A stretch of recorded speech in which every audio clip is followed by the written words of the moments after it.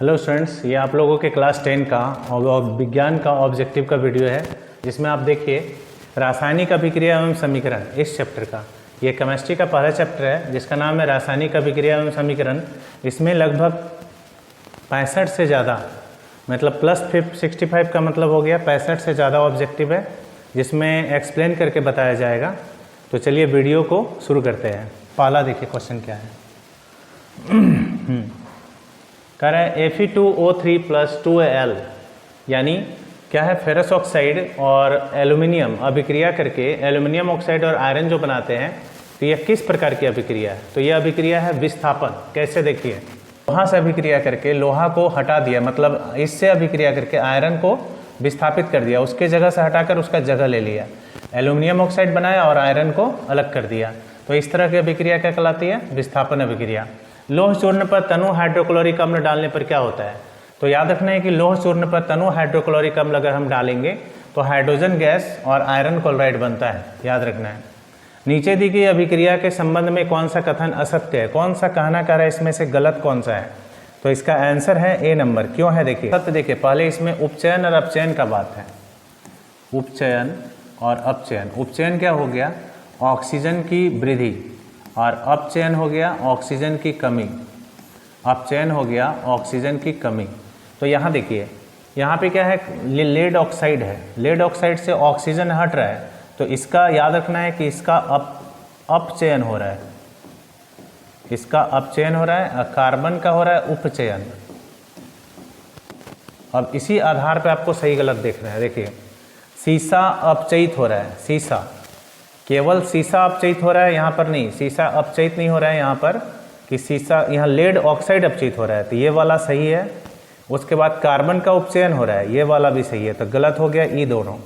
ठीक है, तो ये दोनों गलत है, इसलिए आंसर होगा 1 और 2।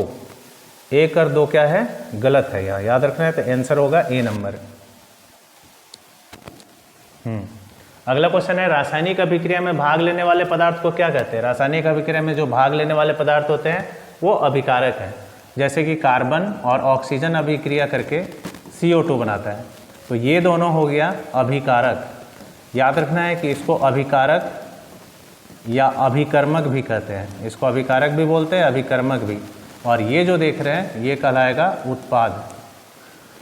रासायनिक अभिक्रिया में बनने वाले पदार्थ को क्या कहते हैं? तो उत्पाद कहते हैं।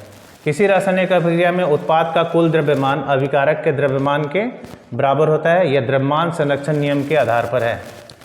अगला क्वेश्चन है, कह रहा है कि CH4 + 2O2 CO2 + H2O + ऊर्जा, कह रहा है कैसी अभिक्रिया है? तो यहाँ देखिए, ऊर्जा उस साइड है, यानी इस अभिक्रिया से ऊर्जा निकल रही है। ऊर्जा अगर निकलेगी तो अब ऊष्माक्षेपी। याद रखना है आपको, उस साइड अगर प्लस है तो वहाँ ऊष्माक्षेपी है, और उस साइड माइनस है तो ऊष्माशोषी है। निम्नलिखित में कौन सी अभिक्रिया में दो अलग अलग परमाणुओं के समूह का आपस में आदान प्रदान होता है? तो अगर आदान प्रदान होता है तो द्विविध विस्थापन अभिक्रिया में, मतलब 2 बार आदान प्रदान होगा तो द्विविध विस्थापन। रासायनिक अभिक्रिया को संतुलित किस नियम के आधार पर किया जाता है? तो द्रव्यमान संरक्षण के नियम पर। अभी बताए थे कि किसी रासायनिक अभिक्रिया में द्रव्यमान नष्ट नहीं होता, बस इसी को कहते हैं द्रव्यमान संरक्षण नियम। कह रहा रासायनिक अभिक्रिया में क्या होता है?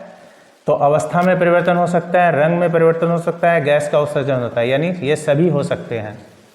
अगला क्वेश्चन है कि बेरियम क्लोराइड और सोडियम सल्फेट मिलकर के बेरियम सल्फेट और सोडियम क्लोराइड बनाता है, यह किस प्रकार की अभिक्रिया है? तो देखिए यहाँ पर क्या है, बेरियम जो है, बेरियम किससे रिएक्ट किया है?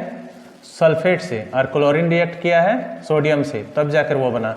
यानी 2 बार इससे इसका आदान प्रदान हुआ और इससे इसका आदान प्रदान हुआ, तो 2 बार हुआ है, इसलिए कहलाएगा द्विविध विस्थापन। अभिक्रिया में कैल्शियम ऑक्साइड H2O अभिक्रिया करके बनाता है कैल्शियम हाइड्रोक्साइड, तो ये किस प्रकार की अभिक्रिया है? तो 2 यौगिक मिलकर एक नया यौगिक बनाया, इसलिए अभिक्रिया कहलाएगा संयोजन। समीकरण में करा है किस प्रकार की अभिक्रिया है? तो देखिए, एक यौगिक 2 यौगिकों में टूट जाता है, तो ये होगा वियोजन। अभिक्रिया में करा है किस प्रकार की अभिक्रिया है? तो देखिए, आयरन यहाँ पर अभिक्रिया किया है, इससे आयरन सल्फेट बनाया, कॉपर को हटा दिया, तो ये केवल एक बार विस्थापित हुआ, तो विस्थापन। याद रखना है कि एक बार विस्थापित होगा तो विस्थापन, 2 बार होगा तो द्विविध विस्थापन।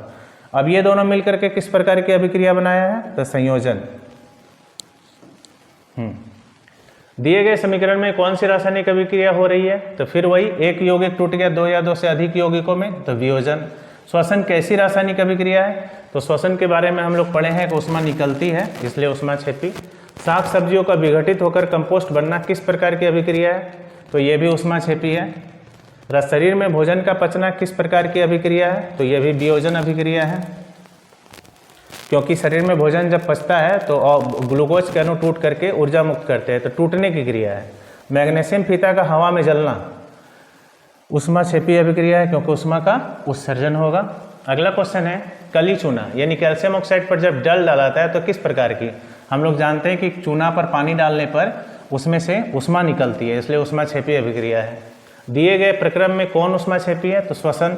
श्वसन की क्रिया में हम लोग अभी पढ़े कि श्वसन की क्रिया में क्या होता है, कि ऊष्मा का उत्सर्जन होता है। उपचयन में क्या होगा, हम लोग अभी पढ़े थे थोड़ा देर पहले कि उपचयन में क्या होता है, ऑक्सीजन की वृद्धि होती है।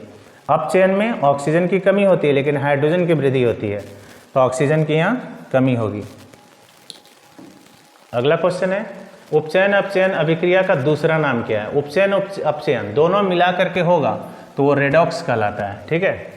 और रेडॉक्स कहलाने का रीजन है उपचयन का जो इंग्लिश होता है, उपचयन का होता है ऑक्सीडेशन, ऑक्सीडेशन, और अपचयन जो होता है, अपचयन का होता है रिडक्शन, ठीक है, रिडक्शन। तो रिड ऑक्स दोनों को मिला देंगे अगर एक साथ होगा तो ये होगा रेडॉक्स, इसलिए इसका नाम है रेडॉक्स।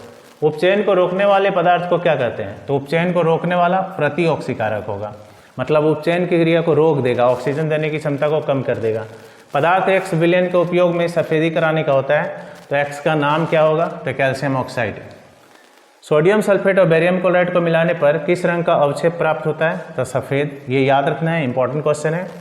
उसके बाद अभिक्रिया ZnO C Zn+CO में किसका उपचयन हो रहा है, तो याद रखना है उपचयन किसका हो रहा है, यहाँ कार्बन ऑक्सीजन से वृद्धि हो रही है, तो इसलिए इसका उपचयन हो रहा है। पदार्थ एक्स के विलयन का उपयोग सफेदी कराने में होता है, अभी जस्ट हम लोग पढ़े। सोडियम सल्फेट और बेरियम क्लोराइड को मिलाने पर किस रंग का अवक्षेप प्राप्त होगा, ये भी हम लोग पढ़े अभी। अभिक्रिया में कह रहा है किसका, तो यहाँ जी अभी कार्बन का बताए थे। अभिक्रिया कॉपर ऑक्साइड और हाइड्रोजन मिल करके किसका उपचयन हो रहा है, इसमें उपचयन किसका हो रहा है, यानी उपचयन मतलब ऑक्सीजन की वृद्धि हो रही है हाइड्रोजन में, तो आंसर होगा ये।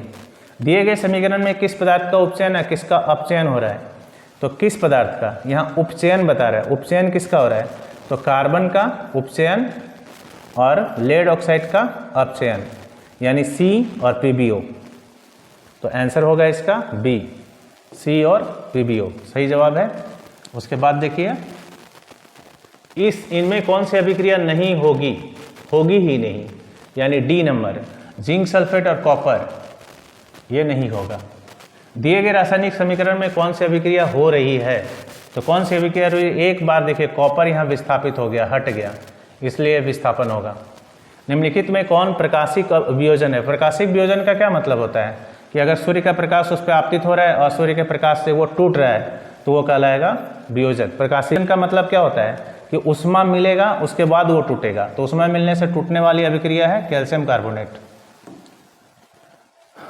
उसके बाद है निम्न में कौन अपचायक है, अपचायक का मतलब होता है रिडक्शन करने वाला, रिडक्शन करने वाला पदार्थ, ये इंपॉर्टेंट क्वेश्चन है, ये आपको याद रखना चाहिए, ठीक है।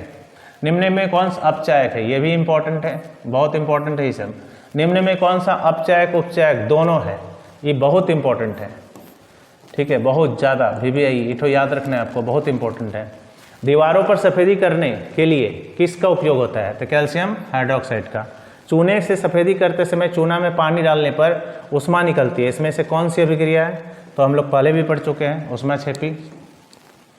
उसके बाद है लोहे की कील को कॉपर सल्फेट के विलयन में डालने पर कॉपर सल्फेट के विलयन का रंग नीला रंग धूसर हो जाता है, इस प्रक्रिया में कौन सी अभिक्रिया हो रही है, तो विस्थापन। क्यों, क्योंकि कॉपर सल्फेट में जैसे ही लोहा डालते हैं, लोहा का कील डालते हैं, तो लोहा कॉपर को विस्थापित कर देता है, इसलिए वो विस्थापन अभिक्रिया है। निम्न में कौन सा उत्पाद लेड नाइट्रेट को गर्म करने पर प्राप्त होता है, तो ये सोडियम ऑक्साइड और ये नाइट्रोजन ऑक्साइड और ऑक्सीजन। चिप्स की थैली में कौन सी गैस भरी होती है, तो नाइट्रोजन, ठीक है, इसलिए वो चिप्स खराब भी नहीं होता है कुछ दिनों तक। उसके बाद निम्नलिखित में कौन सी रासायनिक अभिक्रिया संतुलित है, बैलेंस कौन सा है, तो बैलेंस के लिए यहाँ डी है, देखिए कैसे, सोडियम 2 ठो है लेकिन सोडियम यहाँ 1 ठो है, एल्यूमिनियम 4 है, यहाँ एल्यूमिनियम तो 4 है, ऑक्सीजन 4 है लेकिन ऑक्सीजन यहाँ 3 दूना 6 हो गया, इसलिए ही नहीं है। कॉपर यहाँ 2 है, यहाँ कॉपर 1 ही है। इसमें देखिए zinc 1, sulphate sulphate, copper copper, इसलिए ये बैलेंस में है। निम्नलिखित में कौन सा संतुलित समीकरण है? तो इसका देखिए सोडियम यहाँ 1, सोडियम 1, हाइड्रोजन 4, हाइड्रोजन 2 ही है, इसलिए ये नहीं होगा। आयरन यहाँ पर 3 है, यहाँ पे आयरन भी 3 है, हाइड्रोजन 8 है, हाइड्रोजन भी 8 है, ऑक्सीजन 2, यहाँ ऑक्सीजन 4 है और यहाँ भी ऑक्सीजन 4 है, इसलिए ये सही है, ये सब नहीं होगा।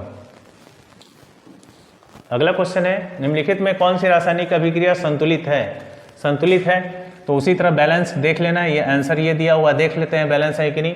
Fe3 4 दूना 8, 4 दूना 8, ऑक्सीजन यहाँ से देखिए, यहाँ ऑक्सीजन 4 है, ऑक्सीजन 4 है, ये बैलेंस है। दिए गए कौन सा समीकरण संतुलित है? फिर संतुलित वाला है, तो ये वाला है। दिए गए कौन संतुलित है? फिर संतुलित है, देख लीजिए। इस चित्र में कौन सी अभिक्रिया हो रही है? हम लोगों को बताना है कि कौन सी अभिक्रिया हो रही है, तो इसमें याद रखना है वियोजन अभिक्रिया हो रही है। क्यों? क्योंकि यहाँ विद्युत अपघटन की अभिक्रिया हो रही है। विद्युत अपघटन की अभिक्रिया ऐसी होती है जो वियोजन अभिक्रिया होती है, आपको याद रखना है। ये एक आपके बुक में भी दिया हुआ है, किताब में भी दिया है। ये जल का विद्युत अपघटन है, जिसमें कि एक परखनली में ऑक्सीजन निकलता है, दूसरे परखनली में हाइड्रोजन, ठीक है। उसके बाद देखिए ये इस चित्र में कौन सी अभिक्रिया हो रही है? ये भी वियोजन है, जिसमें बताया गया था प्रकाशिक, यानी प्रकाशिक वियोजन है। सूर्य के प्रकाश से वो कोई भी एक पदार्थ 2 या 2 से अधिक पदार्थों में टूट रहा है। इस अभिक्रिया में कर रहा है कौन सी अभिक्रिया हो रही है? तो इस अभिक्रिया में भी क्या हो रही है? विस्थापन अभिक्रिया हो रही है। कैसे? तो परखनली है, लोहे का कील है, कॉपर सल्फेट का विलयन है। हम लोग जस्ट पढ़े थे अभी कि अगर कॉपर सल्फेट के विलयन में लोहा डाल देते हैं, ये लोहा डालें, ये कॉपर सल्फेट का विलयन है, इसका रंग बदल जाएगा। कैसे रंग बदलता है? तो ये आयरन सल्फेट बनाता है, FeSO4 और Cu, ये आयरन सल्फेट बनाता है, इसलिए इसका रंग बदल जाता है। तो अगर आप लोगों को वीडियो अच्छी लगे तो लाइक ज़रूर कीजिएगा और वीडियो में कमेंट करके बताइएगा आपको वीडियो कैसा लगा। और अगर आप मेरे चैनल पर पहली बार हो तो चैनल को सब्सक्राइब कीजिएगा। और अगर ये वीडियो आप मेरे पेज पे देख रहे हो तो पेज को फॉलो ज़रूर कीजिएगा और अपने दोस्तों तक ज़रूर पहुँचाइएगा।